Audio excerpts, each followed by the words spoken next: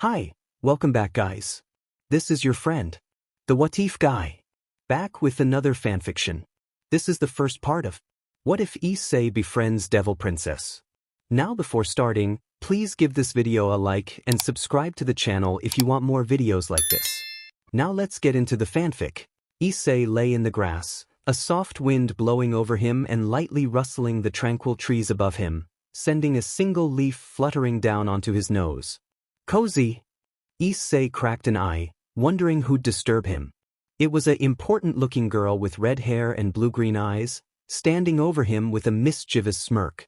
I was, Issei said shortly, closing his eye again. Napping on the first day of school. Honestly, I should tell the council. Not napping, just existing. Right? Existing. You're not high, right? No. Just checking. That was a pretty high thing to say. Well, why don't you just exist at the orientation, instead of out here in my garden? It's too noisy over there. Too many people, all talking nonsense. Your garden was quiet, peaceful, nice. Was being the active word there. You know, if I didn't know any better, I'd think you were shooing me out of my own garden, say Haidu. You know me. Issei cracked an eye again, looking once more at the intruding girl. I do. Issei Haidu, now a second-year, star student. Kind of a loner, but extroverted when he needs to be. I'm mildly honored and mildly creeped out. You're Rias, right? I overhear a lot of talk about you. Rias Gregathy? Duh. After a brief silence, Rias laughed out loud. She started laughing so much that a tear fell from her eye, and she sat down on the ground so she wouldn't fall over. Issei watched her with the one eye, wondering what was so funny. Her laughter was contagious, though, and soon he was grinning widely too. After a moment, Rias finally composed herself, wiping her face. It's Gremory. Rias Gremory. Well, I was pretty close. Rias giggled. If you say so. I'm surprised you didn't know it, honestly. Most of the guys in your class worship the ground I walk on. Humble, aren't you? I didn't mean it like that, it's just weird, I guess. To be treated like a princess by people you don't even know. Rias said, solemn. Normally, this wasn't a topic she'd talk about with someone she'd literally just met, but something about Issei just made him easy to communicate with. I bet. It's weird enough that you know my name, but for a whole class doting over me? I'd die. I much prefer to just sit in the back and be unknown. Hence, why I'm laying in your garden. I'd like that too, I think. Issei let out a good-natured sigh and pat the grass next to him. Rias contemplated for a second, then joined him. It was more relaxing than she thought. So, you're third year, right? Aren't you skipping orientation too? Optional for third years. I had something to take care of with my club, so I did that, and then I just didn't feel like going, so I thought I'd come check on the clump of weeds in my garden. He's still here. Issei laughed, not expecting to be called a clump of weeds. Well, you know what just occurred to me? If your boyfriend finds us, he might get the wrong idea. Boyfriend? What on earth are you talking about? Really? The great Rias Gregathy herself doesn't have a boyfriend? I'm shocked. Well, there's someone, but I hate his guts. My family is making me marry him after I graduate. Rias cringed at having to mention her fiancé. Please, let's not talk about that. He's pushing the engagement now more than ever. Must be hard, being so above us average folk that you still have to worry about outdated stuff like arranged marriages. My heart goes out to you. Tell him to screw off. Rias laughed humorlessly. Yeah, I wish it was that easy. A comfortable silence ensued, both of them just feeling the breeze and enjoying each other's company. I got asked on a date yesterday. Really? Exciting. Who was it? A girl named Yuma Amano. Not from our school, never even seen the uniform before. What did you say? Told her I'd think about it. I dunno if I'm really feeling the dating life. I kinda like being by myself, you know? Kinda. You said kinda twice. It's a two kinda thing, sister. Rias laughed again. They too sat in silence, merely basking in the shade and cool breeze. It's time for us to go, President. Issei and Rias both looked over at the source of the new voice, an elegant-looking girl with crazy long black hair tied up in with orange ribbon. Rias sighed and stood up, Issei following suit. They both dusted themselves off, and Rias turned to Issei, who was preparing to leave. Hey Issei?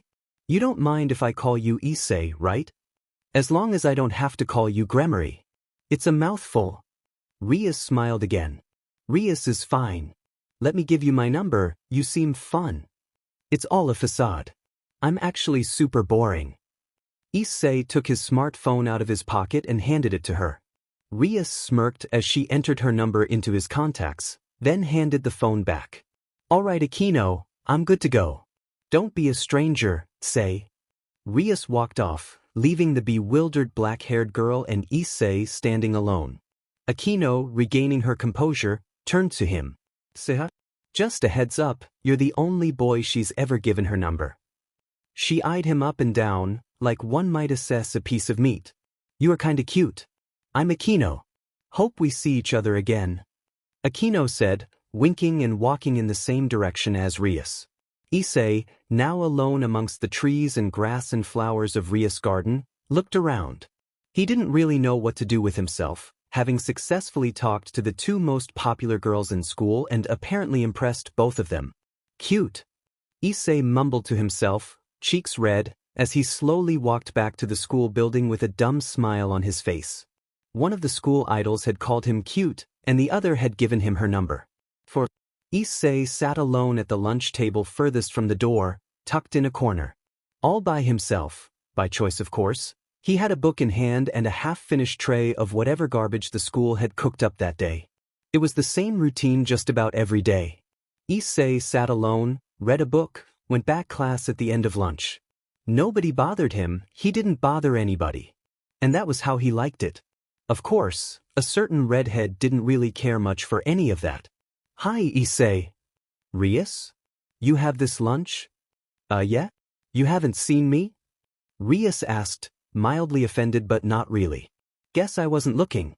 So, not to be a D-dash, but what are you doing here? Issei asked, not putting down his book. Rias had just sat down at Issei's table, much to the chagrin of her unofficial fan club. She didn't have a food tray or anything, just her book bag and a smile. What do you mean? I came to sit with you. She answered, smiling. But, why me? I'm sure there's a ton of other people you'd rather sit with. Issei asked, tumbling over his words in a way entirely out of character with what Rias had seen so far. Not really. Believe it or not, I don't have just a whole lot of friends, and the ones I do aren't at this lunch. So, I came to sit with you. Is that all right? Rias asked, tilting her head. Issei, out of reasons to deny her, just smiled. In an instant he regained his usual composure. Sure, why not? As long as you can keep your lovers from attacking me, that is. Issei gestured to behind Rias, where the next table over was full of boys glaring holes into him just for being near their idol. Rias just sighed.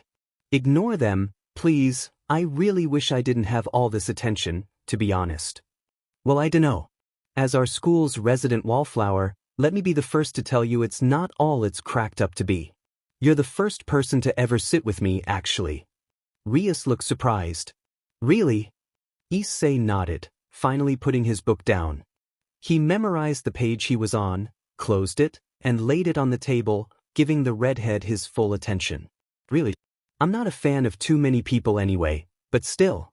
Must be nice to be a celebrity sometimes. It has its perks, but I think I'd rather blend in with the crowd. Well, if it makes you feel any better, you blended in well enough that I never noticed you had my lunch. Or that you existed, for that matter.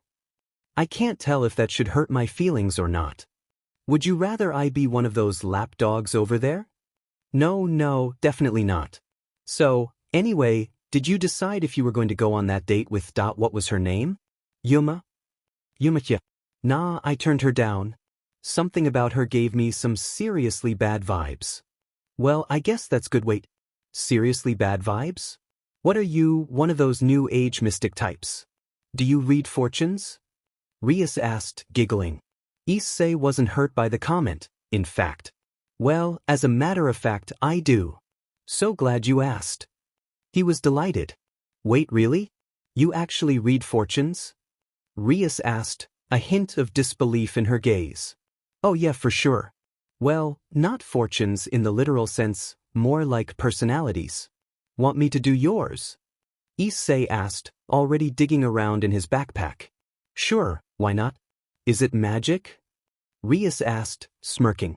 Now, that was a bit of a loaded question, but Issei answered in kind. Sure is. Everything is, if you look at it right. With a triumphant Issei pulled a deck of odd cards from his backpack. Tarot cards? Don't you know those are just a gimmick? Rias asked, intrigued nonetheless. Oh, by themselves, sure. It's you and me that make the magic, Red. Check it out.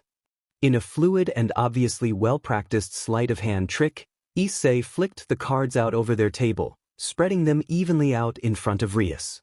There were 22, one for each of the major arcana of the tarot deck. The girl looked on in admiration for the neat display of card skills. Well, let's get started. How you feelin' today, sister? Issei asked, a glint in his eye and a smirk on his face. Well, I dash. Don't tell me. Pick a card. Issei said, gesturing out over the upside-down cards. Rias pointed to one, and Issei slid it over towards himself, then pointed back at the rest. What's something you really want? More than anything else? Issei asked, only slightly more serious. Rias, without hesitation, picked another card. Issei, once again, slid it towards himself. Doing great. 2 more questions. Are you sure this is magic? I feel like I'm getting swindled at a carnival. Hell of a carnival, huh? Anyway, next question. How do you see yourself? Rias pondered this one for a second, but hesitantly picked a card. Once again, Issei slid the face-down card over to him, before asking his last question. Alright, last one. Ready? Sure, I'm eager to see what you've got.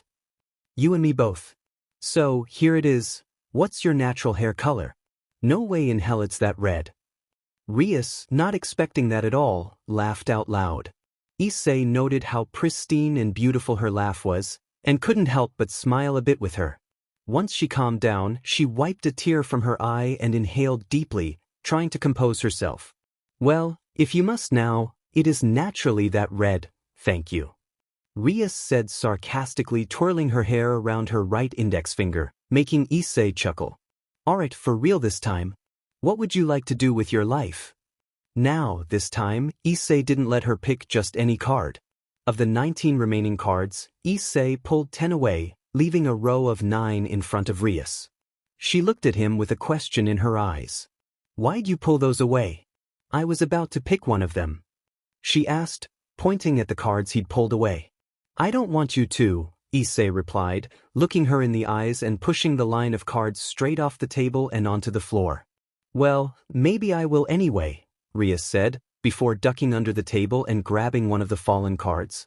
Issei, now put in a compromising position of sitting at a table with Rias Gremory on all fours underneath him, was suddenly subject to the death stares of every kid in the room. Rias came back up, with a card in her hand, facing away from her and towards Issei. Idly, he remarked that her card was the Hierophant, upside down. How very fitting, he thought. Smiling like she'd won, she slapped the card face down and slid it towards Issei, amongst the other 3 she'd chosen. Alright, let's see what we got. Issei, making a big show out of the whole thing, acted like he was about to flip them all over, but before sliding every card, even the ones she hadn't chosen, back into his backpack. Rias looked flabbergasted. Issei had a sheet-eating grin. Why'd you do that? Rias asked, trying to understand. Issei began picking up the cards on the ground, ignoring the girl. She ducked under the table, waving at him. Hello? Earth to Issei. Finished collecting his cards, Issei came back up, Rias following him. He sighed, then looked her in the eyes. You're probably thinking, what was the point of me picking all those cards if he was just gonna put the back in the backpack, right? Issei asked, smiling. Well, yeah. Rias said, mildly confused. See, here's the real trick. You said it yourself, tarot cards don't have any magic, Tim. The magic.is in the presentation. Riddle me this, what's the first question I asked you? How my day was going. And it's going pretty good, right? Yes, but how did you know that? The look on your face. What was the second question? What I want more than anything else. See, that's where the real magic kicked in. That first question? A throwaway, to make sure you know how to play the game. Know what was important about drawing the second card, though? Rias didn't reply, she just tilted her head. It wasn't the card itself. Issei leaned in, getting closer to Rias. It was how fast you picked it, he explaining, whispering. Rias blinked. What? See, you could have picked any card in this deck, and it wouldn't have mattered. It's still just a card, laid out in a random order that you never would have known. That's why a tarot deck is so unreliable. Now, what was reliable was how fast you picked. Because you picked so quick, I'm guessing you only want one thing more than anything else, and you know exactly what it is. Issei asked, squinting. Rias, impressed, sat back. Wow. No, you're right. But that's more of a mind game than anything. Oh, totally. But we aren't done yet. Knowing what I do about you, I'd wager to say that all you want is to break free of that marriage, right? With the dickhead. Rias nodded slowly, pursing her lips. Now she understood the game, and realized Issei may be smarter than she gave him credit for. And then, for the third question. I asked you how you see yourself, and you hesitated. That means you don't really know. Maybe you'd like to see yourself one way, but your actions paint a different picture? Maybe you want to be one person, but can't help but be someone else. Who could say, I don't know you well enough to guess one way or another. But then what really told me a lot was the last question. Really? Enlighten me. Rias, now extremely interested in Issei's parlor tricks, was eager to see what he'd gleaned from the rest of his game. He'd been right on every count so far, though she might not admit it. Don't mind if I do. What I did was give you 19 options. Then, when you were about to pick, I took most of them away. You didn't like that, and you went for one of the stolen ones anyway. What that tells me is that you hate when people try to decide stuff for you, and if I had to wager a guess, it means that all you want to do in your life is to make your own path, instead of other people making it for you. Right? Rias was silently stunned. All of that was stuff that you could easily figure out, given that you knew her for a while, but Issei had talked to her all of twice, maybe 15 minutes altogether, and he'd already pieced together major parts of her personality and life goals based on a little game. She was more than impressed, even if it was just some mind tricks. Wow, no, that's completely right. You got me. I'm impressed. Rias said, giving him a little round of applause. Issei gave a little bow, grinning. See what I meant, though? The cards don't really mean anything, it's just you and me making the magic. That is neat, I will admit. Know any other fun tricks? Well, just one more. Issei put his hands together, covering his 4 left fingers with his 2 leftmost fingers on his right hand. When he pulled his right hand away, it appeared as if his left thumb had disappeared, the classic vanishing thumb trick.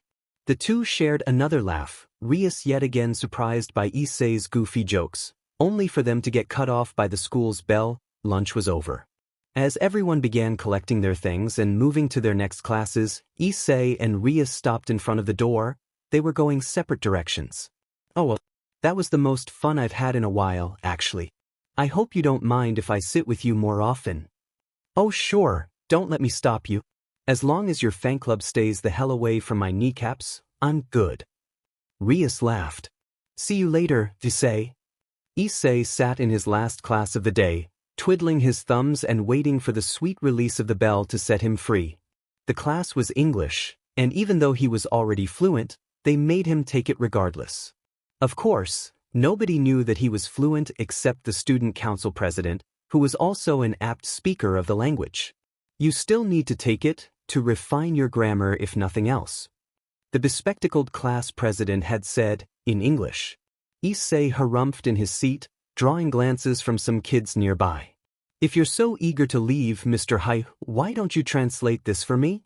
The teacher asked, before writing down a phrase on the board in Japanese. Because nobody knew Issei was fluent in English, though many suspected, he would always pretend to be bad at it in class to annoy his instructor. That said, whenever the teacher got a little full of herself, he liked to remind her to stay humble. Can you imagine an imaginary menagerie manager managing an imaginary menagerie? Issei said flawlessly, shooting the teacher a cocky grin. She was a particularly abrasive person, and had chosen a tongue twister in the hopes of stumping even Koa's up-and-coming star student. She had failed, and the disgruntled teacher made an almost unnoticeable sound before returning to her normal lecture. Right when she began, however, the bell finally rang, signaling the end of the day. Issei was out of the classroom before anyone could say, "Hey," and he was quick to make his escape. Or, at least, he attempted to. For what seemed like the millionth time in the past 2 days, his solitude was foiled by a redhead. "Where are you headed off to in such a hurry, Issei?" Rias asked, approaching him from behind. Issei sighed, then turned around and smiled. It was a strange thing, to be addressed so casually by the school's #1 beauty. "Just headed home. Got a little stuffy in that classroom, so I wanted to bail." "You?" "I'm heading home myself. Surprisingly enough, I've got nothing to do this afternoon." Rias, being who she was, almost always had herself wrapped up in some kind of club or school business. "Cool."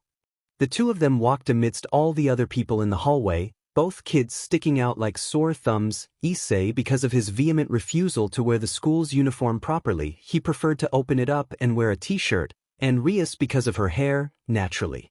"So how's your day been?" Rias asked, smiling her usual evanescent smile.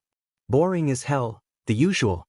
Thought about skipping for a while, but when I went into the hallway to leave, I saw the council pres glaring at. Gave me the chills." Rias laughed.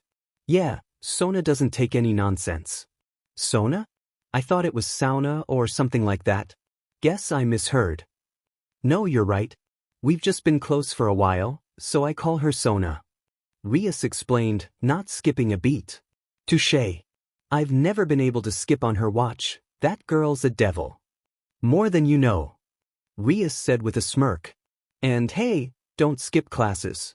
That's bad," she said matter-of-factly, but with a smile and a good-natured undertone. Issei snorted. "If I had $1 for every time someone said that, I'd be rich. Way I see it, I'm still at the top of my class, skipping or not. Got me there. What's your secret, anyway? You don't seem the type to study." "It just comes naturally to me," Issei said, shrugging. "No secret to it." "Must be nice." I thought you of all people would understand how wrong that is," Issei said with a smile, before realizing exactly what he said. Rias was looking at him oddly, and she had every right to. That had been an odd, and slightly presumptuous, thing to say. "Ah, sorry. That came out wrong. Anyway, you mentioned that you're not busy?" Issei asked, changing the subject. Rias sensed a lot of moving parts behind his previous statement, but chose not to pursue it for the time being. She filed away that particular slip-up for later, and kept talking in stride. Completely free. Why? Wanna go grab something to eat? I'm starving." Issei offered, rubbing his poor neglected stomach. Behind him, the feral growls of all Rias fanboys could be heard rolling across the hallway. In their defense, it did sound an awful lot like he was asking her out. "Sure, why not?" Rias answered, and Issei mentally did a backflip. "What did you have in mind? Got a ramen stand?" The look on Rias' face was one you could only call confusion. Issei had brought them to a Dukin ramen shop, with a wooden exterior door frame that had the words, "Best in Japan," worn away till only "BAP" remained. A faded gray tarp acted as a door, right next to a long window that couldn't be seen through from the outside. "Yeah. Why the long face? Never had street food before?" Issei asked, sensing her discomfort. "Well, not really, no." Rias answered, slightly shaking her head. "Oh right.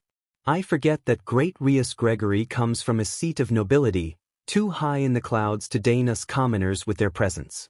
"Oh, woe is me." Issei began to dramatically act as if he'd been mortally wounded, kneeling on the ground and clutching his chest. Rias laughed, but at the same time wondered how Issei could do something like that without being embarrassed. They were in the middle of downtown Kuo, surrounded by strangers who shot him a cacophony of odd glances. "It's Gremory. I feel like you're messing it up on purpose now," Rias said, rubbing her chin in mock detective style. "That's exactly what I'm doing, Jermori. So, you're not too good for a ramen stand, right? I can vouch for the quality," Issei said, getting slightly more serious. "Only slightly." He stood up off the ground, brushing off his legs. Rias knew what Issei was doing. She was confident that he had a firm grasp of her personality, so the line about being too good for a ramen stand hit her just right, and she knew he did it on purpose. "Of course not, let's do it," Rias said, waving off his comment. "Great. My treat," Issei said, and walked under the tarp door. The interior of the ramen stand was little more than a bar and some stools, with barely enough room to move around in. Issei confidently walked in and took the stool nearest the door, while Rias was slower and looked around quite a bit. After taking in the meager sights, she sat down next to him. They had apparently been the only ones in there for a while, because the stand's owner and sole employee was asleep in a chair behind the bar. "Hey Pops, wake up," Issei said, throwing a coaster at the man. He hopped up with urgency. The owner was an elderly Japanese man, long in his years but as young at heart as any kid could ever be. He was wearing a white cloth around his head tied back like a bandana, and a black apron over a white jumpsuit. When he saw Issei, he cackled a laugh, and stretched his hand out over the counter. Issei reciprocated the hearty laugh, and bumped his fist against the old man's. "Thought you were dead, Pops," Issei said, smirking. "Not yet, not yet. Hey you little sheet, who's your girlfriend? First time you ever come here not by yourself, and you don't even introduce me?" The man said excitedly, talking to Issei like a family member would. "Well, I didn't have to worry about it when you were snoozing. This is Rias, my friend from school," Issei said, waving in her general direction. "Rias, this is Chow, a dirty old man who pretends to run a ramen shop." Rias smiled and Chow laughed out loud, playfully reaching over the bar and tussling Issei's hair. They seemed far closer than just a shop owner and a regular customer. She noted that there were a few picture frames on the bar, and all of them were of Chow and Issei save for one, a dusty picture of what looked like a young Chow, standing with a foreign woman and giving a thumbs up at their newly purchased ramen shop. "It's good to meet you, Mr. Chow," Rias said, slightly bowing her head. Chow snorted a laugh. "You too, sweetheart." Chow got really close to Rias and narrowed his eyes. "So, what's he paying you?" "Not nearly enough," Rias said sarcastically, making Chow roar with laughter and Issei crack a grin. Without another word, Chow began to pull items and ingredients from shelves and cabinets behind and underneath the bar, and Rias realized there wasn't a menu in front of her, or anywhere for that matter. "Looking for this?" Issei asked, holding up a menu. "This is actually the only menu in the whole place." "Well, I was. Should I not be?" Rias asked, sensing that it might not be a normal restaurant. "Nah, Chow's got it." "Yeah, Chow's got it," Chow said, looking up from a pot of boiling water and flashing a thumbs up. "That I see." Rias briefly wondered what kind of place she'd found herself in, that there was only one employee and he didn't even ask what she wanted before he started cooking. This was quite a switch from what she'd normally been exposed to, and she wasn't really sure how to act. "You've never been anywhere like this, have you?" Issei asked, catching on immediately. "No, not even almost. It's not interesting," Rias answered, trying to find the right word. The shop was nothing special, even a little rundown, but there was something uniquely picturesque and lovely about the whole thing. It had the perfect homely coffee shop aesthetic, and seemed like somewhere you could stay for hours without realizing any time had passed at all. She liked the atmosphere quite a lot. It was a far cry from the ritzy places she was accustomed to. "Glad you like it. Chow's shop is just about my favorite place." "Dim and right. Chow number one," Chow said, masterfully flipping an egg in a skillet. Issei and Chow hooped together like they were at a sporting event cheering for their favorite team, and Rias couldn't help but laugh. They were just so familial. She was almost jealous. You're probably wondering who the old guy is, huh? Why we're so close, I mean. Issei said, almost as if reading her thoughts. I was. You two are like peas in a pod. Rias said, smiling. Issei was a dirty street orphan. Chao took him in. Chao said, proudly gesturing to one of the pictures on the bar. In it, Chao was making ramen with a 10-year-old Issei, who looked to be having the time of his life. He's right. I left orphanage after orphanage and just coming back to Chao, so eventually CPS or whoever just let me hang around. Now I'm more than old enough for it not to matter, but yet we got tight. Issei explained. And I don't know if CPS Child Protective Services has a Japanese equivalent or anything even remotely similar, but we're assuming pretending it does. Roll with it.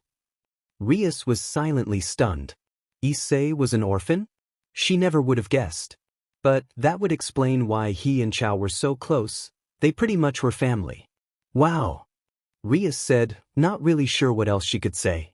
3 best in Japan specialty ramen, ready to go. Chao said, saving her from having to come up with anything else.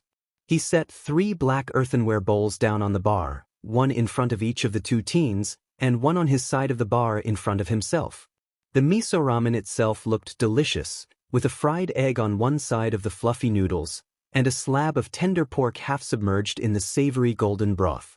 Seaweed and spikes were scattered around the dish, and the bowl itself made the whole thing pop just that much more. Wow, that was fast. Rias remarked. He'd only just begun to cook, it seemed like. Chao is the best ramen chef in the country. Of course he's fast. Issei said, matter-of-factly. Well, go ahead. Chao said, agreeing with Issei and nodding his head towards the bowls. The 3 of them clapped their hands and bowed their heads.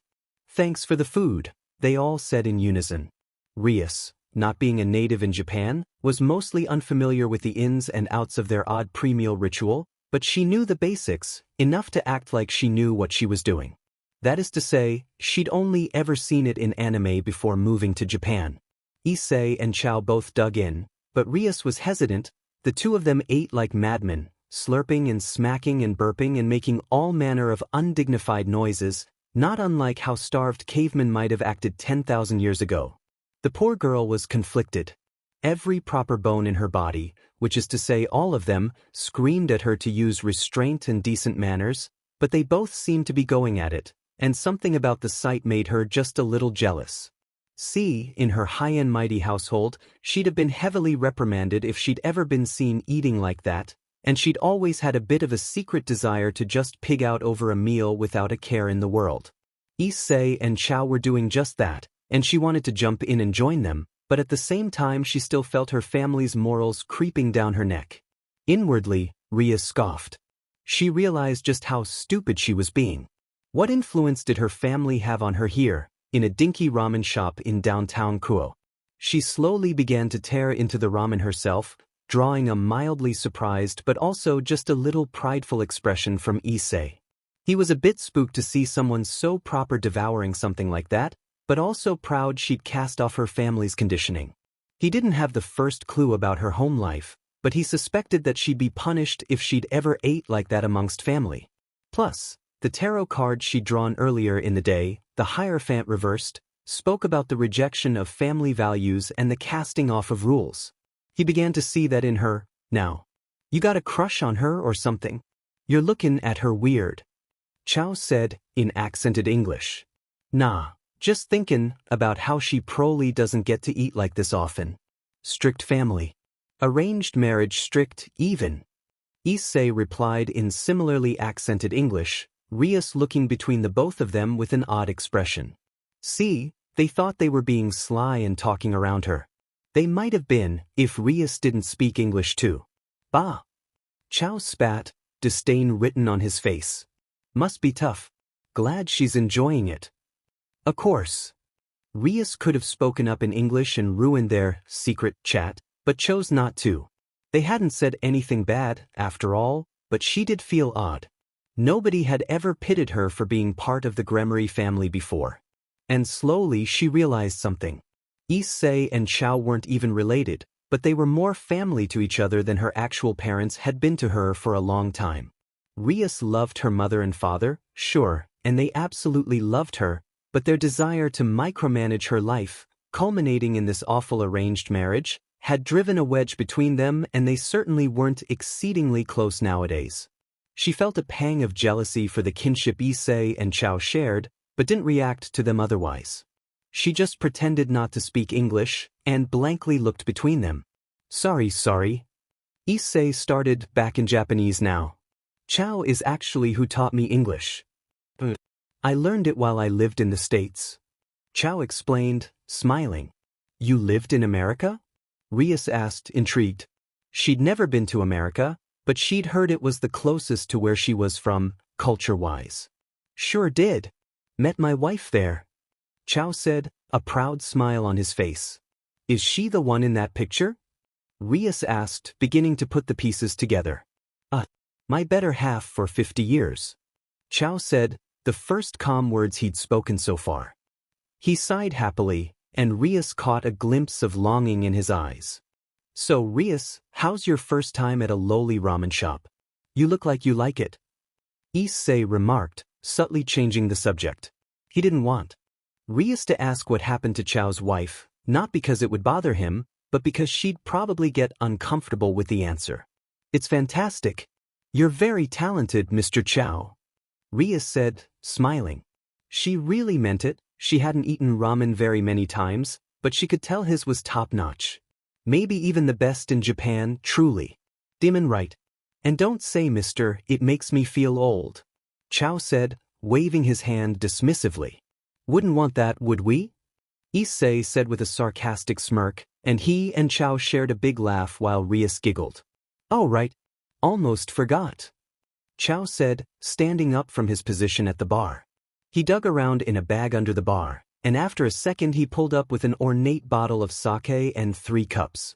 Got some of the good stuff, he said, handing the bottle to Issei. Issei read the label, then whistled in appreciation. It was some good stuff. Chao's shop was by no means mainstream, but every so once in a while, a businessman would stop in and have ramen and company that was so good, he'd send Chao a gift as thanks. This time, it was a fancy bottle of sake. Issei handed the bottle back to Chao, who began to pour it in the small sake cups. Do you drink? Issei asked Rias, who nodded. Normally with meals, but a couple of times recreationally. My family has a high alcohol tolerance. Rias explained, shedding some light on why a proper teenage girl was okay with drinking sake from a sleazy guy in a ramen shop. This stuff is low percentage, so a cup with the ramen won't get anybody drunk. You cool with that? Issei asked. Inwardly Rias smirked. The thought of liquor getting her drunk was laughable. Sure, she said. Needing no further instruction, Chao placed the now-filled glasses in front of the 2 teens, a ball of ice in each. They all began to sip sake as they ate and talked, and to Rias, it felt less like a meal and more like a social affair. She was greatly enjoying herself, and for a moment, Rias was just a normal girl out for lunch with a friend. She wasn't Rias Gremory, next in line to the Gremory throne. She wasn't Rias Gremory, fiancé to Riser Phoenix. She wasn't a king, or an heir, or even a devil. She was just Rias, Issei's friend from school. And she liked it. Then Rias' phone buzzed, and her wonderful fantasy came crashing down. It was Aquino, asking for Rias to quickly come to their club room at Kuro. She sighed in disappointment, or more like annoyance. Gotta go? Issei asked, anticipating that she'd have to leave at some point. For her type of person, free for a whole afternoon meant nothing to do at this very moment, but subject to change. Rias smiled, but there was a slight sadness to it. Yes, I do. Urgent club business, Aquino says. Thank you very much for the meal, Miss Dash. Chao, it was wonderful. She began to reach for money out of her pocket, only to be stopped by both Issei and Chao. On the house, Chao said with a wide smile. My treat, remember? Don't sweat it, I'll find some way to mooch off you. Issei said, smiling. Rias smiled back, standing up from the stool. Thank you both. See you tomorrow, Issei. She said, waving at he and Chao as she exited the shop. They both waited a second until they were sure she was out of earshot, then Chow yanked Issei over the side of the counter. "How the hell did you get a girl like that to hang out with you?" Chow yelled with a grin, giving the boy a noogie. Issei laughed, not really sure himself. "Alright sister, I'll level with you. I got no idea what you're saying." Issei was sheepishly rubbing the back of his head and looking down at a blonde girl dressed in a nun's clothes. She'd approached him on the street and asked him something in a foreign language that sounded like it could be related to English, but he couldn't understand a word. The poor girl looked lost, and Issei wanted to help, but the language barrier was just too steep. She was speaking in a Latin-based language, but for the life of him he couldn't understand her. He guessed it was Italian, but really had no solid idea. The blonde rattled off some more words, slower this time, and Issei caught a fragment. "Mi chiamo Asia." The girl spoke slowly and deliberately, heavily gesturing to herself when she said Asia. "That your name?" Issei asked, not too dense to pick up on body language. He pointed at her, confirming her words. "Asia." "CSI." Asia replied, excitedly nodding. She'd been trying for a while now to talk to a stranger, but no one seemed to speak anything but Japanese. This boy in particular spoke English, however, and while that was still yet a far cry from what she understood, it was closer to Italian than Japanese by quite a bit. So, she tried a lot harder to communicate with him than she normally would have. "Are you looking for a church?" Issei asked, trying to piece together why an Italian in a nun's robe would be in Kuro. The only Christian church they had was long abandoned, a place for children to hang out near and dare their friends to go inside. No one ever did really enter, and it was almost an urban legend among Kuo's youth. Some kids even said they could hear voices coming from inside, or claimed to have seen beings in cult robes coming and going. None of that really mattered at present, of course, but it was the only place he could think of that Asia might be going. As Issei spoke, he made hand signs to go along with his words. When he said, he pointed to her chest. When he said looking, he made a gesture like he was peering off into the distance with his flattened hand over his eyebrows. Finally, he clasped his hands together as if in prayer when he said church, hoping she'd get the message. Luckily for both of them, she did. Asia nodded once more, having heard the cross-cultural question loud and clear. Issei furrowed his brow and pursed his lips, trying to think of something. He couldn't send her to the abandoned church, could he? But then where else could he send her? He couldn't think of anyone in Kuo who spoke Italian of all things, and he didn't want to just leave her. Finally, he came to a conclusion. If she could see the church, she'd never want to just go inside, and then he could find some way to tell her that's the only one. A perfect plan. Issei nodded, admiring his strategic skills. "Alright, follow me." Issei made a hand motion for her to follow him, which she did without wasting any time. As he turned to start heading towards the church, she walked right beside him. "I'm Issei, by the way. Ara mi chiamo Issei." Issei mimicked what she'd said earlier, hoping he was correct in assuming it meant, "My name is Issei." He was, and Asia smiled in greeting. Now, Asia looked as happy and carefree as a puppy, but Issei was floundering. His main skill was in communication, and not being able to communicate properly was seriously hindering his ability to help. Then, with a sudden realization, he face-bombed hard enough to make Asia flinch. The poor girl looked at him worriedly, but Issei just waved off her concern as he pulled out his smartphone. He sent a text to Rias first. More out of curiosity than anything, as he never expected a positive reply. "You wouldn't happen to speak Italian, would you?" Then, he opened up the main reason he'd gotten his phone out, a translation app. Before he could even put anything in though, Rias texted him back. "I do actually." Issei smirked. Of course she did. Which meant she probably understand what he and Chow were saying in English several days ago. Sly girl. He closed the translation app, instead choosing to put all his chips on Rias. "You busy? I could use a hand." "No, I'm free." "What's up?" "Found a super lost Italian in a nun's uniform, but I can't talk to her BC, she only speaks Italian." Shocker, I know. "Call me?" Within moments, Issei's default ringtone went off, Rias on the other end. He answered without hesitation. "Hey Red, how's it going?" Issei asked, slowing his pace as he and Asia walked. The nun looked at him in question, wondering who he was talking to. Not bad so far. So, are you still with the Italian nun? I can talk to her if you put her on. Rias said with an audible smirk, mildly disbelieving that he'd managed to find an actual nun in the middle of Kuo town and instead convinced that he'd stumbled on a cosplayer in character. Sure, here goes. Issei pulled the phone away and extended it towards Asia, who looked at him with confusion. She took it from his hands, but just held it in front of her instead of actually putting it up to her ear. Inwardly sighing, he gestured for her to listen into it. Thankfully, she followed the instruction. See? Mi chiamo Asia, Asia repeated, not at all expecting to be answered in her native tongue on a phone handed to her by a Japanese teenager speaking English. Nevertheless, Asia's face lit up as Rias answered in flawless Italian, shattering the language barrier and relieving the girl's worries. She began to rattle off more words than Issei could even count, and he briefly wondered just where in the world Rias had come from. Was it a small wonder that she spoke Italian and had red hair? For sure. Did he care enough to ask? Not really. After a moment of back-and-forth conversation, Asia handed the phone back to Issei. So what's the play? He asked Rias, thanking Asia. I'm not far from you guys, so I'm going to head over and help out. The church she wants to go to is currently closed down, so I'll need to help her find accommodations. What? How is that a you problem? Shouldn't we talk to a police officer or something? HM? What do you mean? You're just a student. Not to sound like a dickhead, but what business of yours is it to find lodging for a nun? Issei sensed that he may be being a tad bit pushy, and that was most certainly a loaded question, but Rias seemed to be doing something far out of the ordinary, and he'd felt something was off about her for a while now. He wanted a clue. Rias, on the other hand, cursed under her breath. She'd momentarily forgotten how perceptive Issei was, and let slip that she was a tad bit more than just a student.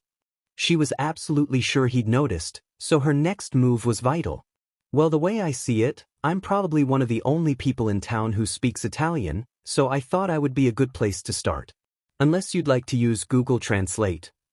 She spoke with an added accusatory yet humorous edge to her voice, trying to guilt-trip Issei into backing off. All right. Issei chuckled. My bad. She told you where we are, huh? Issei decided to bite for now, but he still had a lingering suspicion that something was odd about Rias. Did you look up? At her odd statement, Issei looked around. It wasn't hard to find Rias, what with her having a completely different hair color than everyone in town. She stood out like a sore thumb. As their eyes met, Rias waved and the phone call dropped. She was across the street from the pair, waiting for the crosswalk to signal for her to move. Rias? Asia asked, pointing at her in a way that would probably seem rude to most people. See? Issei replied, nodding down at her. With a devious smirk, Issei pulled up Google Translate again. A hilarious idea had crossed his mind, and with haste unparalleled, he typed into the phone. Chiamala Signorina Rosa, Asia. Issei said, pointing at Rias and hoping he didn't mess up the pronunciation too bad. And this was literally me using Google Translate. If any Italians are out there, I apologize for nothing. Asia giggled. He'd messed up the pronunciation very badly, but she understood the basis. He wanted her to call Rias misread, a joke about her crimson hair. The two shared a smile while Rias finally crossed the street. About time. Issei commented sarcastically, despite the fact that Rias had made it there in record time. Ciao, suora. Rias spoke directly to Asia, ignoring Issei for the time being. Within mere moments, Asia was speaking faster than the poor boy could follow, Rias easily following suit. Asia almost seemed to talk more with her hands than her mouth, and frankly, he didn't know how Rias could keep up. Once again, he briefly wondered if she may be a native Italian, but quickly quashed the thought when he remembered her red hair and pale complexion. He wasn't entirely sure, but he felt pretty confident that those generally weren't traits of the average Italian. Coming, Issei? While lingering in his thoughts, Rias and Asia had already begun to walk off without him. Coming back to reality, he quickly followed. They walked for about 15 minutes before passing by a park, which wouldn't have been significant in the slightest if it weren't for the little boy sobbing by the entrance. There was blood on his knee, a ruined ice cream cone splattered nearby, and his mother was trying to console the poor boy to no avail. Without a moment's hesitation, Asia rushed to the side of the crying boy and clasped her hands over him in prayer. Is she praying? Issei looked puzzled. He supposed it might be a normal thing for a nun to do, but it seemed awkward. Looks that way, huh? Rias replied, a bit confused herself. Big boys shouldn't cry. Asia spoke gently in Italian, and while the little boy couldn't understand the strange nun, he was calmed by her words. Don't worry, I'll help you. Asia put her hands to the boy's skinned knee and began to pray. A soft green light shone from two beautiful rings on her middle fingers, and boy's wound began to close. Issei looked dumbfounded, and Rias' eyes widened. Is she healing him? Issei asked quietly, not believing his eyes. Rias, though she vaguely knew what was happening, realized Issei absolutely did not. She put her hand just centimeters away from the back of his head, an invisible spell flaring to life in her palm. She meant to wipe the past few seconds from his memory, to stop him from wondering about Asia's seemingly supernatural healing ability, but something odd happened. For the first time in her life, Ria's spell utterly failed. A bewildered look crossed the redhead's face for a fraction of a second. She'd never, ever had a spell do that before. It wasn't even like a barrier or something, it was just as if the spell itself had simply ceased to exist. Issei turned back around to face Rias, who straightened up and fixed her expression. She resolved to find out what had happened later, instead choosing to focus on keeping Issei from asking too many questions. Without the help of magic, she doubted her ability to keep the truth from him for long, if he chose to dig for it. Issei was just too keen. Did you see that? His eyes wide. See what? Asia? Rias asked, playing dumb in a very effective way. She pretended to have been looking another direction. Issei turned back around. Asia was helping the boy off the ground, and his mother thanked her and rushed away with him in tow. Issei faced Rias once more. You really missed that? Missed what? She wiped the blood off his knee. Are you feeling okay? Rias put her hand to Issei's forehead, feeling for fever in a joking way. Unbeknownst to him, she was trying to use a mind-affecting spell again. This time the spell went off correctly, but something felt odd. She could tell it had worked, though, and so she chalked it up to some personal mistake. Issei exhaled through his nose and exasperatedly pushed her hand away, but he supposed she was probably right. After all, it wasn't possible to just heal someone, was it? Right. Guess I wasn't looking close enough. Issei lightly shook his head, then rubbed the bridge of his nose, feeling like a cloud had come over his mind. Sei pronta? Rias asked Asia as she walked back to the pair. The nun nodded happily, pleased to have helped someone. Where are we going anyway? Issei asked, massaging his temples and trying to work the odd feeling out of his head. It was not unlike the sensation one might get after staying up far too late. An odd sense of fogginess pervaded his thoughts, and he found it difficult to focus. When Issei was leading Asia, they had been headed towards the church. Now that Rias was in charge, Issei noticed they were heading another direction entirely. Asia hasn't eaten anything in a while, so we're going to go to a restaurant and talk over lunch.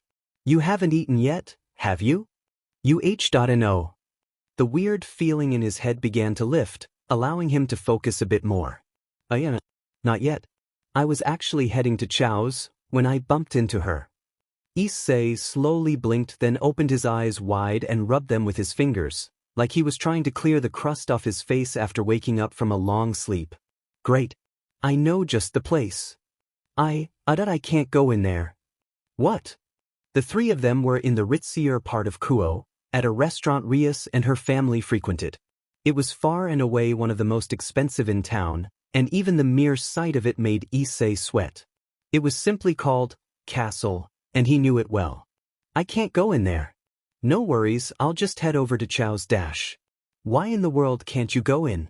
Don't worry about the price, I'll handle Dash. It ain't the price, sister. Issei cut her off. He pursed his lips, trying to find a good way to tell her why he couldn't enter. I don't have a history with this place. There wasn't really a good way to say he'd been banned for stealing, was there? Suddenly, Issei's glaring contrast to Rias came crashing down on him like a waterfall. He was just a poor boy from the streets, and she was practically nobility. He didn't really think about it much, but they were on two completely opposite ends of the spectrum, and this was a stark reminder. You have a history with this restaurant? Rias asked, disbelieving. Asia looked back and forth between them, not really understanding what was going on. The nun was a little nervous herself, having only eaten at a restaurant very few times in her life. Yeah. Issei's light mood visibly darkened. Rias didn't really even know where to begin. She didn't get the chance. Issei, putting on a chipper face, began talking again before she could reply, dismissing her entirely. Look, I can see you got questions and I'll answer them, but for now, let me just say I can't go in there. For real. Why don't you guys go on without me? I'm pretty much dead weight now anyway. I can't understand a word of what she has to say. Issei waved his hands for emphasis, truly serious in every sense of the word. Are you sure? We can go somewhere else. It's not a huge deal. But she deserves a good meal, since she came all this way for nothing. Issei cut her off again, waving away her concern. I'll see you at school tomorrow, cool? Let me know if you need anything. Without another word, Issei began to retreat. Yet I'll see you tomorrow. Rias was a little dumbfounded. She'd wanted to bring Asia somewhere to talk, sure, but in reality her main goal had been nothing of the sort. Really, what she'd been after was to thank Issei for taking her to Chow's ramen shop a few days prior, since they hadn't charged her or anything. Rias spared no expense when it came to her friends, and she wanted to pay Issei back by giving him a great meal at a fantastic restaurant. She'd had no idea it would have such an effect on him, and it made her feel a bit guilty. Aspetta un momento, Signor Issei. And, once again, if this Italian is bad, deal with it. Blame Google Translate. Issei turned around to see Asia running up to him with urgency in her eyes. You need something? He asked, wondering why she'd chase after him. Grazie mille, Signor Issei. Asia bowed in thanks, trying and failing to mimic the Japanese custom. The heart was there, though, and Issei appreciated it. He gave her a thumbs up and winked, then continued on his path towards Chow's. The castle, huh? Bad as it may seem, you made the right move. Yeah, I think so too. They'd have called the cops if I tried to go in there. Issei sat at Chow's bar, idly playing with some disposable chopsticks while Chow washed dishes at a small sink in the back of the room. Nobody else was around, and a little old TV hummed away with some sitcom in the corner. Still, I think you should apologize to that girl when you see her again. She was probably just trying to thank you, twerp. Yet you're right. I dunno what came over me, it was weird. I just felt out of place. Well, you've never done anything legal in that part of town until recently, so it would make sense to be uncomfortable. Finishing up the last dish, Chow sat down across from Issei at the bar. I dunno, kid, seems to me like turning her offer down would be the right thing to do, but she may be more than a little hurt. After all, it was kind of random of you to just leave like that. You've probably got her feeling just a bit stifled. I'll apologize at school tomorrow, no worries. A soft breeze gently rustled the trees, shaking a cascade of leaves down to Issei. They all missed except one, which landed right on the tip of his nose. Issei, being half asleep, paid it no mind until the leaf began to tickle him.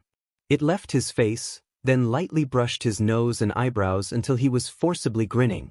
He opened his eyes. Rias looked down at him, smirking. Cozy. Issei laughed. With the way her red hair fell down towards him, it really highlighted how pretty her eyes were. I was napping during class. Honestly, I should call Sona. Issei was lying down in Rias' garden, yet again. This time, however, the two were quite a bit closer than when first they'd met. You got me. I was totally about to nap this time. Issei lazily sighed, closing his eyes again. He yawned, then spoke again. So, what happened with Asia? She'll be staying here for a while. Transfer student program. Rias answered, trying to resist the urge to mirror his yawn. It seemed Issei's serenity could be a bit contagious. Really? That's pretty cool. Ah. There was silence for a moment, as Rias went around the garden and tended to some of the plants that needed it. There was a full water pail and leaf clippers already there, making the work easy. Hey, so that about yesterday? Issei started, not opening his eyes. He heard the trickle of water onto flowers stop as Rias began listening. What about yesterday? She asked, eager to hear what he had to say. Sorry for bailing on you like that. Fancy places make me nervous, castle in particular. It's all right. I should have thought about that before I drag you all the way out there. Now you're good. But I guess you want to hear why I can't go into castle, right? I will admit, I'm interested. You don't have to say if you don't want to, of course. Sure. Anyway, here's the long and short of it. Remember how I was a dirty street orphan, as Chow put it? I seem to recall something like that, yes. Well, at the height of my dirty street orphan career, I turned to thievery to try and feed myself, on account of starving. Castle in particular was one of my main targets. Didn't take me long to get caught, of course, and the owner was anything but sympathetic. That rat BS had handed me off to the police and banned me from his stupid restaurant, end of story. This was a couple of years ago, so maybe he's cooled off since then, but I'm still not allowed to set foot in that place. That about sums it up. Hope you don't think less of me, but I figured I owed it to you to set the record straight. Rias was silent. Issei had been starving? Less than even a few years ago, he'd become a thief to save himself from dying on the streets? In her mind, the act of him being weird about going into the restaurant meant nothing, now that she knew why he'd been so adamant about it. I had no idea. Rias said, feeling more than a bit guilty. Really? What part of dirty street orphan didn't register with you? Issei asked sarcastically, cracking an eye and looking up at Rias. His attitude changed when he saw her expression. She was as crestfallen as a person could be. Hey, whoa, why the long face? He asked, off-put by her amount of concern. She was looking at him from the other side of the garden with a heartbroken look on her face. That's awful, Issei. I'm so sorry you had to go through something like that. Rias spoke genuinely, with more care in her voice than he'd heard from just about anyone. I get it. You're the idealist type, aren't you? You hate to see suffering of any kind, anywhere. Issei asked quietly, not really intending for her to hear him. She did anyway. Nobody had ever said something like that to her before, so she didn't really have a response ready. Regardless, she answered from the heart. I do. It makes me feel that useless, to know people are going through so much and I haven't done a thing to help them. Haven't you, though? Issei asked abruptly, interrupting her. Rias tilted her head, not quite understanding. Well, I may not have known you for a long time, but let's take stock. In the brief time we've been friends, you've helped me and Asia. For just under a week, 2's a pretty good count. You don't seem the type to turn a blind eye even if you've got the perfect chance, is what I'm saying. Don't beat yourself up over something you had no control over, Red. Issei closed his eyes again, letting the gentle breeze soothe him once more into carelessness. Rias, on the other hand, was having a bit of a crisis. Nobody, not one person, had ever said something like that to her. She'd been called nice before, but never had she gotten such genuine praise from even somebody close to her, much less from someone she barely knew. She felt something weird, something she wasn't familiar with. Her face turned a little red, and her throat tightened up a bit. I see. Rias' normally confident voice cracked, making Issei look up at her once more. She wasn't facing him, making him wonder if he'd said something weird. Interrupting their conversation was the school's bell, signaling the switch from one class to the next. Rias snapped back to reality, and Issei groaned. All right, you've had your moment of tranquility.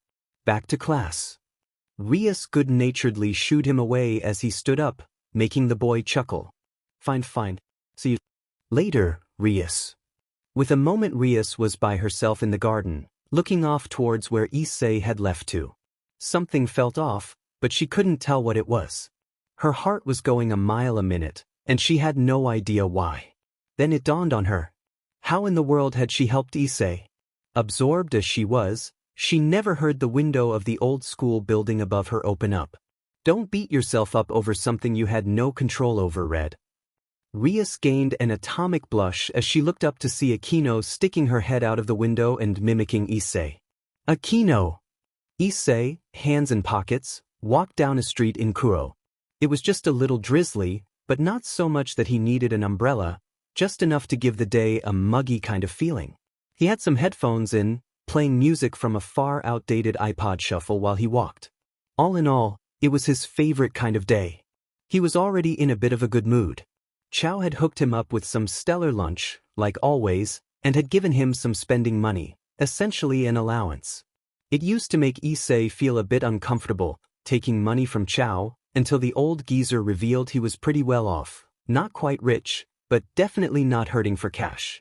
The old man wanted his ward to focus on his studies instead of getting a job, so he covered Issei's expenses for pretty much everything, not that the boy was a frivolous spender to begin with. That said, having been a street urchin for some time, it always made Issei feel larger than life when he had money in his pockets. He was walking through a downtown area, with no real destination in mind, until he spotted something familiar. A full head of red hair, sticking out of the crowd like a sore thumb. A grin quickly plastered itself on his face. Now, Rias and Issei had been friends for a couple weeks by this point. They'd only hung out outside of school a single time since the incident with Asia, but nevertheless they continued to hit it off every time they spoke, and each learned something about the other every single time they met. Issei, as attentive as he was, had picked up on something she worked very hard to conceal. She was easy to mess with. Whether it was because of her upbringing or because she had superstar status, she was one of the single most fun people to pick on, in good fun of course. Occasionally she would give as good as she got, and her witty banter was second to none, but when it came to pranks and jokes, she was as fresh as a spring chicken. Issei couldn't have been more excited as he stalked her from afar, affirming that she hadn't seen him yet. Once he knew she hadn't, he slowly closed the gap between them, working his way through the people silently like only he knew how.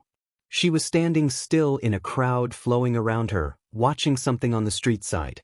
From his distance, it looked like the entrance to an arcade. Flashing rainbow lights framed a door with an equally flashy sign hanging above it. As he approached, Rias glanced around, and he carefully ducked behind someone next to him to avoid detection. Because of his upbringing, or rather, the lack thereof, he was beyond skilled at hiding in a crowd, and not even the person he hid behind noticed him, much less Rias. The girl, having completed her cursory glance, took a hesitant step towards the arcade. She looked around once more, then took another step and another. As she drew just a meter from the door, Issei struck. "Hi!" Rias nearly jumped out of her skin as she instantly turned around to face Issei, who retreated back a couple steps and laughed. She sighed and held her head in exasperation, both relieved and disappointed that out of everyone, he was the one who'd seen her. "What ya doin'? You going to the arcade?" Issei peered past her into the door. It looked near empty inside, a perfect time to visit. "Is that what it is? I was wondering." Rias admitted, looking inside once more. "What? You were wondering? You don't know what an arcade is." "I know what an arcade is," Rias said indignantly. "I just didn't know that's what one really looked like." She seemed intrigued by the arcade, but turned once more to Issei, pushing it to the back of her mind. "But never mind that. What are you up to?" No, don't, never mind that, me. Did you just say, I don't know what an arcade is?" "No. I said the opposite of that." "Sounded like it to me. Let's go inside." "What? I can't go in there, I dash." "You what? Mom and Pop gonna find out?" Rias glared daggers at him. As much as she didn't want to admit it, it was true. She'd never in her life been to an arcade, or a theme park, or a roller rink, or anything of that sort. Her parents wouldn't let her. "It isn't something a princess should do," they'd say. "Well, I'm waiting." Issei egged her on, by this point in their friendship knowing full well why she'd never been to an arcade. "Come on, this one has a great Dance Revolution setup, and I'm friends with the owner. It'll be fun." Rias knew she should say, "I'm really busy, sorry," or something to that effect, but she just couldn't bring herself to. Truth be told, she wanted to go inside, very badly. Say it. "Sure, Issei, I'll go in." That's all it would take. Fine. I'll come in for a minute, just to see what it's like. Atta girl. Come on, they've got a killer claw machine. There are a lot of things Kaneko expects to see on one of her arcade days. Prizes and food, obviously. The owner of the arcade. Couples, high-score fanatics, families with kids, all frequent. Even then, she's seen some pretty weird things. There's not a whole lot that would surprise her. But if there's one thing that would, it would be Rias, with a human on one half of the duet dancing machines, performing her absolute heart out to the song Butterfly. Having just entered the arcade and come face to face with exactly that, Kaneko decided maybe she'd eaten too much candy and immediately headed for the door. Hey, I think we got the high score. Issei, sweat dripping off his brow, pointed to the screen in front of he and Rias. Sure enough, red ISE was now at the top of the list, just above HED but and URDU. Rias, looking a little frazzled but not quite as exerted as Issei, pumped her fist in the air with a bit of dramatic flair. When they'd come in, Issei had started taking her around all of the different games and machines, and the first thing to catch her eye had obviously been the flashiest thing in the place, Dance Rush Stardom, a two-player hyperphysical dancing simulator. She'd been apprehensive at first, of course, but after watching Issei try it out she was hooked. They'd proceeded to spend about an hour on the same machine, until they just got the high score. Both of them were remarkably fast learners, and while Issei was lighter on his feet, Rias had reflexes that blew his mind. The end result was that her dancing was quite a bit faster and more precise than his, but he had a stylish and smooth flair to it. So what's next? Rias asked, eagerness in her voice. She couldn't hide the excitement in her eyes, and any thoughts about being reserved had been blown away. Issei looked around, wiping the bead of sweat off his head while his eyes searched for something else to keep the princess entertained.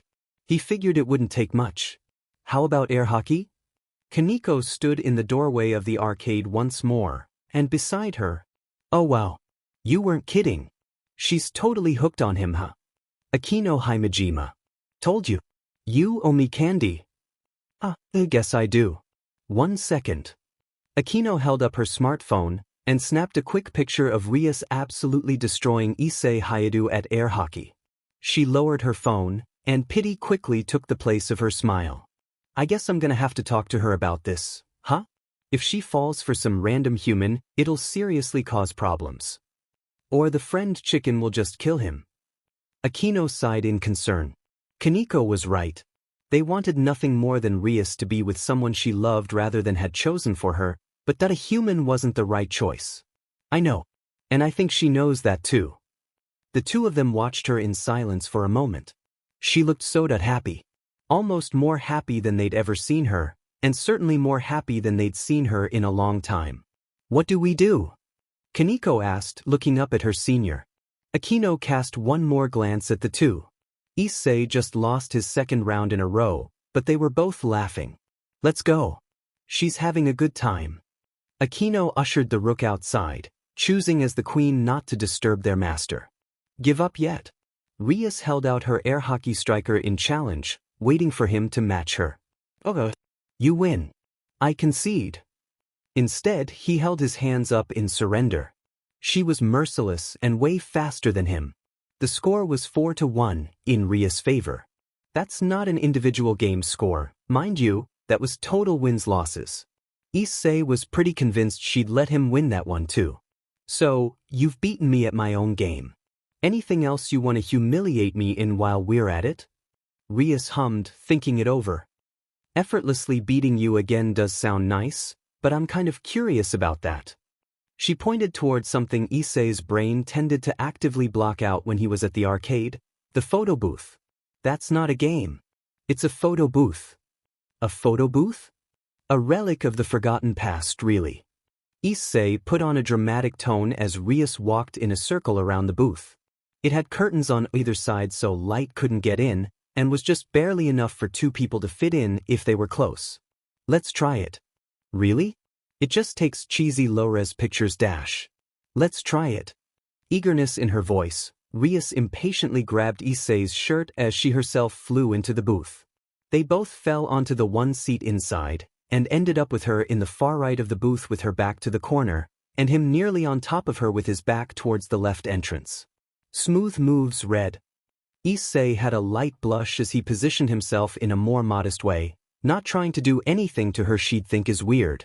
Rias laughed, glad she'd been on the giving end of the nonsense for once. She'd given up on any pretense of acting high and mighty or being reserved at this point, and was just a girl at the arcade. Sorry. I'll be more careful next time. Somehow I don't believe that anyway. Let me see how this works. Issei fiddled with some buttons on the panel in the front of the photo booth, and all of a sudden it whirred to life.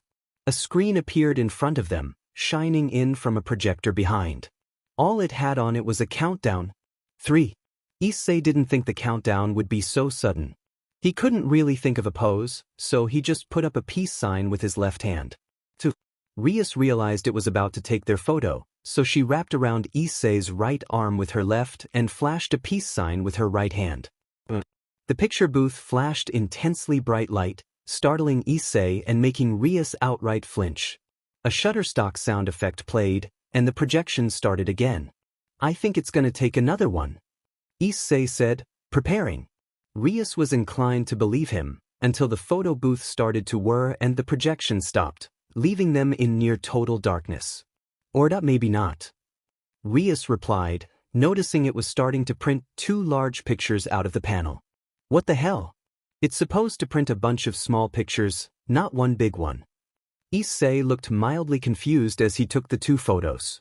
He couldn't really see anything, so he handed them off to Rias and started to get up. As he exited, he turned around and extended his hand towards her to help her up. Princess, Issei exclaimed sarcastically as he helped her out of the photo booth. Rias laughed. He sounded obnoxiously similar to her actual servants at home.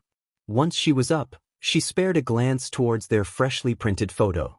Rias was on the left, with a peace sign on her right and Issei's arm in her chest. She had a big grin and her eyes were wide open. He was on the right, with a big dopey smile and his eyes totally shut while he held his peace sign to the left.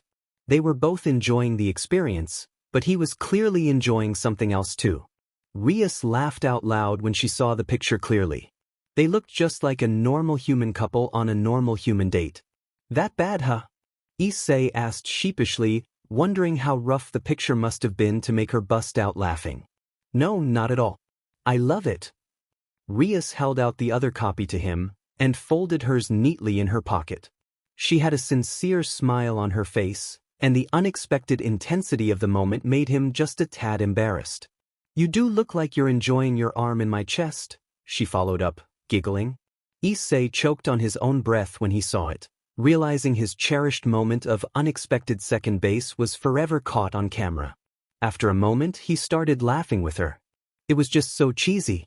Alright, you got me. Anyway, you ready to move on? Lot of games left to play, Issei said, gesturing around to the arcade to all the stuff they hadn't done yet. Let's dash. Rias was interrupted when her cell phone went off. Oh, sorry. Give me just a second. Sure, by all means.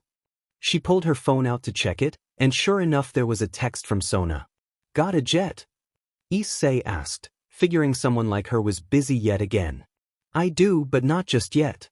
I've got a few more minutes, so let's make it count. Alright. That's more like it. Remember that claw machine I mentioned? Rias placed a picture frame down on her desk, right beside a small stuffed toy. Is that a plushy dragon? Cute. Ekino. I didn't realize you were still here. A plushie and a new picture? Someone's been busy today. These are just souvenirs. I can tell. Is that Issei in the picture? Yes, it is. You two look pretty close there. Is that a photo booth? How Momo? Oh, did he win you the stuffed animal too? That's so cute. Shouldn't you be doing something right now? You alive, Red?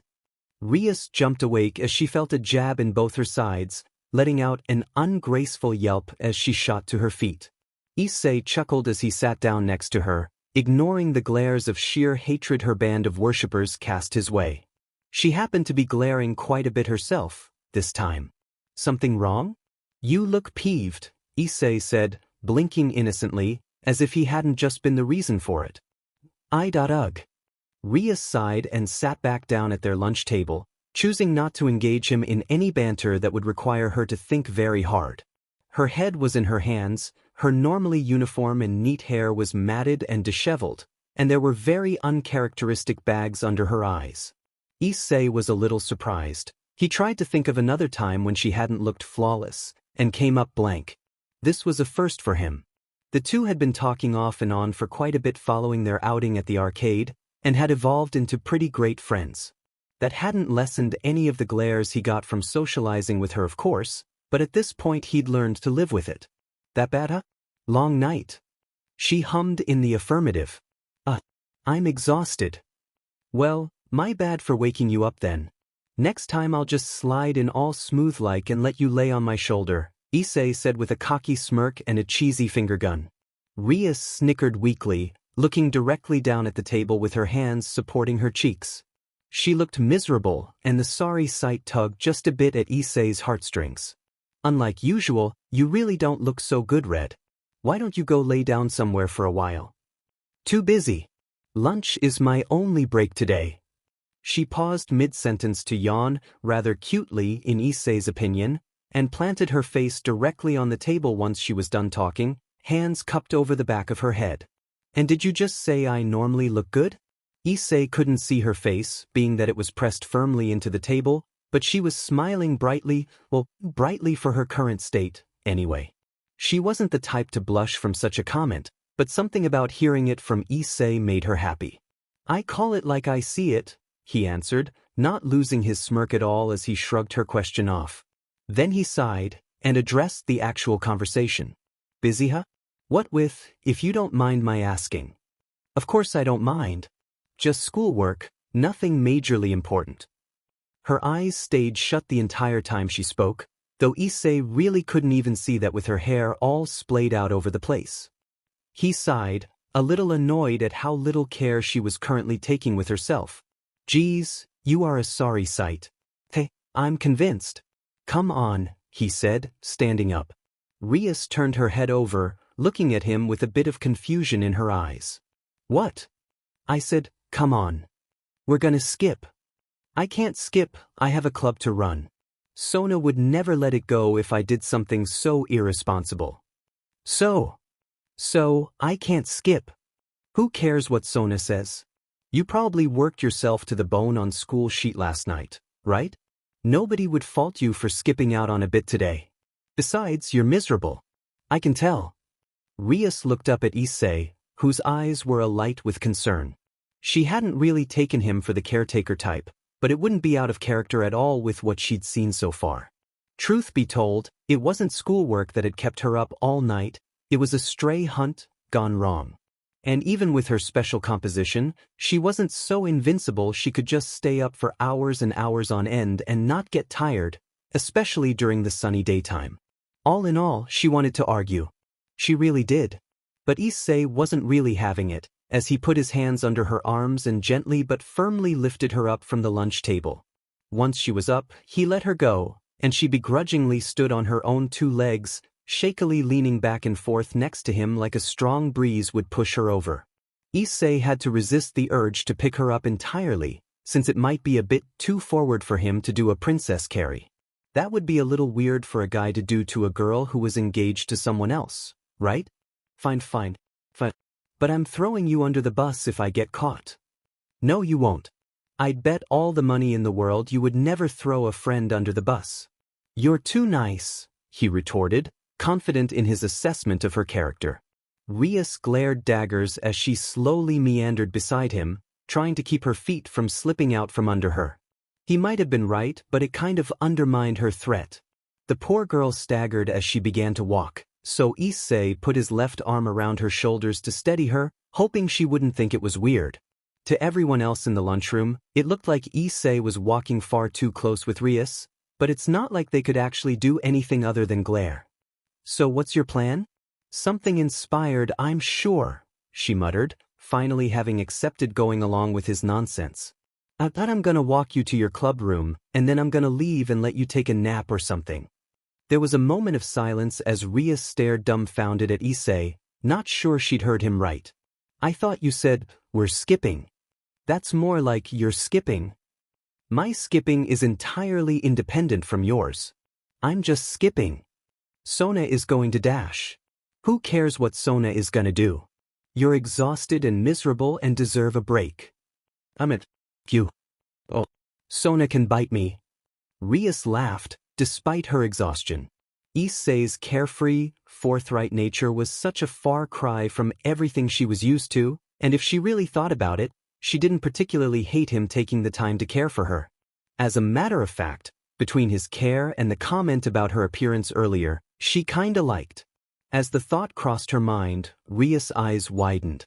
If any other guy tried to put his arm over her shoulder and lead her around, she'd probably slap him silly. If any other guy mentioned something as superficial as her looks, she'd simply ignore him. But with Issei it felt good. It wasn't a feeling she could put a name to, but she was also certain it wasn't something she'd felt before. All of a sudden, as Rias began to have an inner monologue with herself, her throat tightened up and her heart started beating just a little faster. Rias? You still in there? Your face is all red, Issei said, cutting into her thoughts by waving his free hand in front of her. I'm fine, she replied, just a little bit too loud. She didn't say anything after that, not trusting herself to say things properly when her mind was swirling so oddly. Issei just chuckled, figuring she was just tired and irritable. He gently rubbed her shoulder, filled with pity for the poor, overworked girl. And with that, despite her outburst and conflicted thoughts, Rias leaned into Issei just a little bit more. The two of them continued down the halls of Kuo, headed towards Rias' clubroom. Unbeknownst to either of them, Akino had been watching from far behind. To her right was Kiba, who had pity written all over his face. Oh wow, she's got it bad, she said quietly. It certainly does seem that way, Kiba agreed. When Akino and Kaneko had told him about her escapade at the arcade the other day, he almost hadn't believed them. Rias Gremory, having a crush on some random guy? It seemed far-fetched to him. But now, watching them walk almost arm in arm, he saw the truth. This is so not gonna end well. Akino mumbled, smiling pitifully. Maybe we should just leave it be, Kiba said, turning towards Akino. Maybe this is what she needs. He seems like a good guy. Akino sighed, not responding right away as she watched them disappear down the halls. I want Rias to be happy more than anyone, she finally said in a voice barely above a whisper, worry all over her face. But if this keeps up, Riser will be furious. Kiba closed his eyes and looked down at the ground, knowing Akino was right. The last thing either of them cared about were Riser's feelings, but they both know how psychotic he could be if he got angry. But still, isn't that the happiest she's been in a while? She's earned this much, he offered, still trying to find some way to rationalize leaving them alone. All that has occupied their president's mind for the last several months had been the thought of her arranged marriage, and she'd been depressed to say the least. But now, with Issei, they couldn't see a hint of her sadness. She absolutely has, and I'm so glad she's finally found someone, but what happens when Riser finds out? What if he hurts Issei or, worse? She'd be a wreck, Kiba added, finishing her sentence. He knew Akino was right, but that didn't make it any less painful of a truth. But there's not much we can do about it, right? She's already got a crush. She's got a crush, yes. But as of now, it's just a crush, and I'm not even sure he feels the same way yet. I think I'll just keep an eye on them, for now. And if they do get closer? Kiba asked hesitantly, almost afraid of the answer. Then, we may have to do something, Akino replied, cryptically. The thought of interfering in her king's relationships turned her stomach, but if it meant potentially saving Ria's heart and Issei's life, she'd do it. I hope it doesn't come to that, Kiba grimaced, sighing. Just like Akino, he'd hate to have to meddle with Rias and Issei, but the marriage situation was too complex. At best, she postpones things and angers her parents, and at worst, she gets her crush murdered by her jealous fiancé. Me too, Akino whispered. All right, here we are, Issei announced, stepping into Rias' clubroom. Nice place, he added, surveying the high-class, Victorian-style clubroom. Not sparing it too much of a thought, though, he spied 2 couches in the center of the room around either side of a coffee table and began leading Rias to one of them. The poor girl was almost falling asleep in his arms, the exertion from the longish walk to her clubroom finally having drained the rest of her already depleted stamina. Her eyes slowly drifted open and closed, and she leaned heavily on Issei for support, which he tried his hardest not to enjoy too much. "All right, Red, here you go dash," he said, gently sliding his arm out from around Rias as they approached the couch, guiding her onto it. She slumped down onto the furniture without complaint, nearly falling asleep as soon as she hit the soft leather. On the back of the couch was a conveniently placed throw blanket, neatly folded. Issei grabbed and unfurled it, letting it fall over Rias. She quietly hummed in approval and pulled it tight to herself, apparently enjoying the comfort. "Geez, you must have been way more miserable than you let on, huh?" Issei murmured, pity on his face. The normally refined and dignified Rias Gremory was acting almost like a tired child, not that Issei minded. Standing back up and taking a quiet breath, Issei took one last look to make sure she was comfortable before he began to turn towards the door. Just then, however, the quiet calm of the clubroom was interrupted by a loud, obnoxious ringtone. The noise seemed to be coming from Rias, and as the half-asleep girl irritatedly dug around under the blanket without even opening her eyes, it confirmed Issei's suspicions. Even now, her phone was going off. Something else for her to do, he was sure. So, as she pulled the phone out and went to answer it, Issei swiftly intercepted, taking the phone from her hands without much resistance. At that, Rias opened her eyes, apparently about to object, but Issei put a finger to his lips in a shoo gesture, cutting her off. She quietly complained, weakly reaching for the phone without even getting out from underneath the blanket. "What if that's important?" "Nope," he replied, declining the call. "Only thing that's important right now is you taking care of yourself. If it gets you in trouble, I'll gladly take the fall." As if to prove his point, he held the phone in front of her and let her watch as he turned it off, putting it down on the coffee table just out of her reach. Rias, not convinced, began to stir, seemingly aiming to get off the couch. Issei chastised, waggling his finger. "If you get up, I'm telling Chow you said you hated his ramen," he threatened with a smile. At that, Rias laid back down, defeated. A smile graced her face, and she closed her eyes once more. "You wouldn't," she retorted, even though they both knew she'd lost. "Oh really?" Issei asked, seemingly challenged. That ramen from the other day was so gross. I hope I never have to eat dirty low-class food like that ever again." Issei mimicked Rias' voice, putting on the attitude of a stereotypical teenage girl as he pretended to talk like her. Rias laughed quietly, then leaned back on the couch, allowing herself to be comfortable. "I don't sound like that," she shot back, eyes only half open. "Of course not. Your voice is actually fun to listen to," Issei assured, smirking. "By the way, in the interest of me avoiding having to drag your semi-conscious body across the school again, I'll give you some advice. Next time someone wants to run yourself ragged, tell them to screw off. Be selfish. Life's too short, Rias. Think of yourself more." With that, he once more began to leave, turning towards the door. He was interrupted once again, however, when he felt a hand gently grab the back of his shirt. He turned his head to see Rias loosely holding on to him, stopping him in his tracks. "Thank you, Issei," she said quietly, smiling faintly. "Get some rest," he replied with a wink, before finally leaving the room. After he'd closed the door behind him, Rias pulled the blanket up to her face, covering her mouth as she smiled brightly. Almost nobody ever called her just Rias. She was always Rias Gremory, or Princess Gremory, or Lady Gremory, or any number of other meaningless titles and names. Even her own peerage called her president or king or princess, most of the time. Nobody ever cared about Rias, they just cared about Rias Gremory. And then there was Issei. He called her Rias so casually, and sometimes even messed up her ever-important last name just for laughs. Nobody had ever done that before, and the thought was so foreign that the first time it happened, she couldn't help but laugh. And it wasn't even just her name. Between his natural kindness, his quick and fun wit, and his utter lack of care for any higher power or authority, he had quickly embedded himself in her mind. And now, going out of his way to take care of her? At the risk of getting in trouble with the student council, no less? What an irresponsible boy. Rias sighed, stretching out on the couch. Even as tired as she was, she couldn't seem to clear her mind and calm down. Even though she'd been falling asleep on her feet mere moments ago, she couldn't stop thinking. Every time she tried to close her eyes, all she could think about was him. He was just so absurd. You're Rias, right? Rias Gregathy? What a ridiculous thing to say.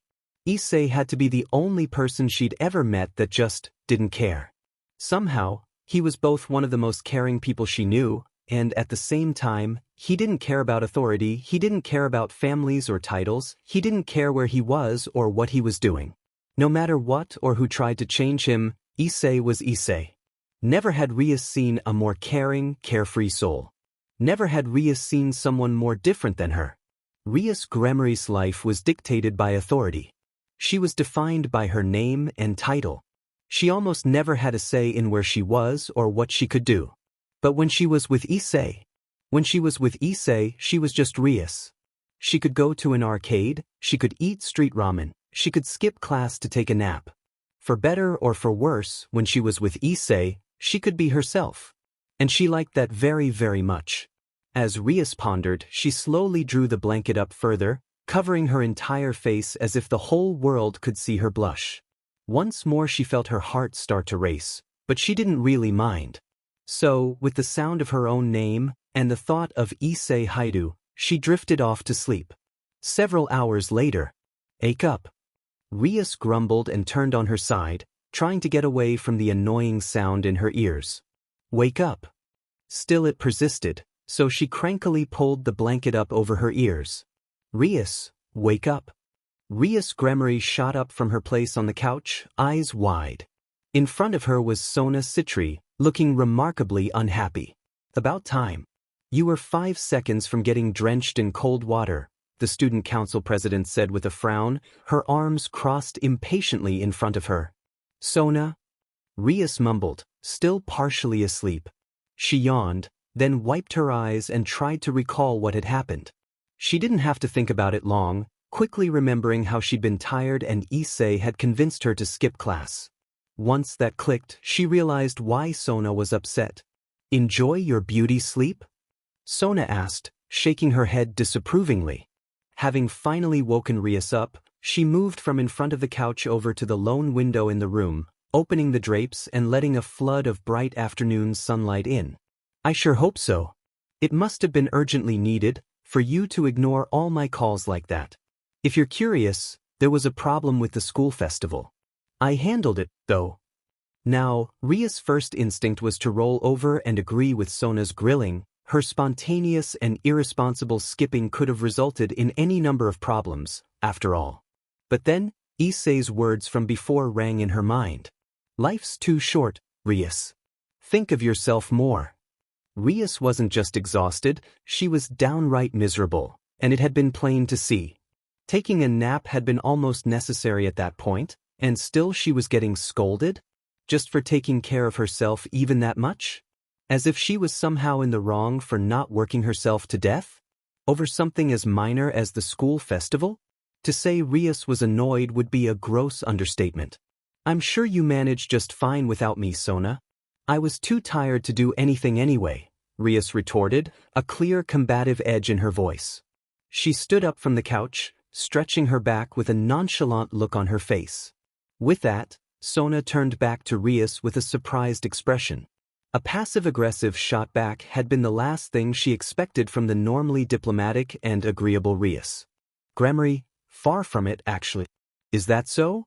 "Tired or not, a normal student would be punished, you know," Sona replied, wondering what had gotten in her friend. Rias' brow twitched. There it was again. "A normal student would be punished," Sona told her. A normal student. Not Rias Gremory, of course. She was an untouchable princess. Even to Sona, who was both her longtime friend and a ridiculously strict rule-keeper. Even to Sona, she wasn't Rias.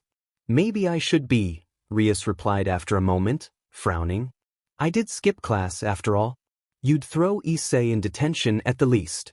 Sona raised a brow in question at the next odd statement her friend made. Issei? Issei, how you do? Sona probed, beyond curious what she was talking about. At that, Rias inwardly grimaced. She hadn't meant to say his name, but he'd been on her mind and in her frustration, she'd slipped up. Sensing Rias' discomfort, Sona pressed the issue. Is that what happened? You let that delinquent talk you into dash. Excuse me? Sona was interrupted outright by Rias, who sported a very uncharacteristic look of anger. That delinquent is one of the best people I know. It was only thanks to him that I was finally able to think of myself for once, Rias snapped, walking towards Sona. The student council didn't respond, too shocked by the outburst to counter it. He's done more for me in the past couple weeks than any of you have done for years, Rias growled, nearly in Sona's face.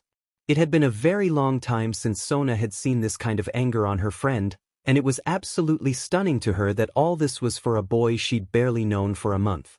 She understood Rias was under a lot of stress with the arranged marriage and all, but this? Rias had said, any of you. Did that mean any of the student council or Rias' other friends, or perhaps Devil Society as a whole? Sona didn't understand. Was Rias really comparing her childhood friend to a boy she'd only just met? How insulting. Putting aside those affronts to myself and your peerage, that delinquent, Sona repeated, her cold and rigid tone every bit as sharp as Rias, is one of Kuo Academy's biggest mistakes. The school board allowed him into this academy because of his intelligence and charisma, and he's done nothing but walk all over it since his first day. He makes a mockery of everything it stands for and still they allow him to have his way. Sound familiar? Rias' eyes narrowed and her jaw tightened. She understood very well what Sona was implying, that Rias liked Issei because of his brains and charms, and that he was a bad influence on her. That he was bringing the immaculate Rias Gremory down to his pathetic level, and that she was a fool for allowing him to do so. You're being childish and immature, and you need to open your eyes. Whether he does it or you do, somebody is going to make a fool of Rias Gremory before the two of you are through. There it was again. She couldn't even be friends with Issei, because he may ruin the image of Rias Gremory. She wasn't just annoyed or frustrated, now. Rias was mad. Sona, stop, she said in a low tone, warning the student council president. Judging from her clenched hands and tight jaw, she was very obviously angry, but Sona persisted. Do you even know anything about him, or was it just his cute face and suave attitude? He's just a normal human boy anyway, he's probably only after your body dash. Rias slapped Sona in the face. The room became so silent you could hear a pin drop. Sona simply raised her right hand and gingerly touched the side of her face Rias had hit. It hadn't hurt much, but the meaning behind the action had hurt plenty. Without a single word between then, Sona left the room. Sighing heavily, Rias plodded back over to the couch and collapsed onto it. She didn't know what had gotten into Sona, or herself, for that matter. Not really sure what to do with herself, she reached forward and retrieved her phone from the coffee table, turning it back on to see if Sona really had called her so many times. There were in fact several texts and calls from Sona, but above all those was a single text from Issei a couple hours prior, nearly right after he'd left her in the clubroom. Hope you're enjoying your first time skipping. I know I'm enjoying your garden, he'd said, with a cheesy picture attached of himself smiling under her trees. And somehow, despite what had just happened, Rias found herself smiling. Meanwhile, Issei was still lounging in the garden, long lost in his own nap. His face was a picture of pure tranquility, and every once in a while a soft wind blew tiny green leaves down onto him. All in all, he looked like not a thing in the world could bother him. But, unbeknownst to him, he wasn't quite alone. On the edge of the school grounds, glowering hatefully at Issei, stood a mature-looking woman with black hair and violet eyes.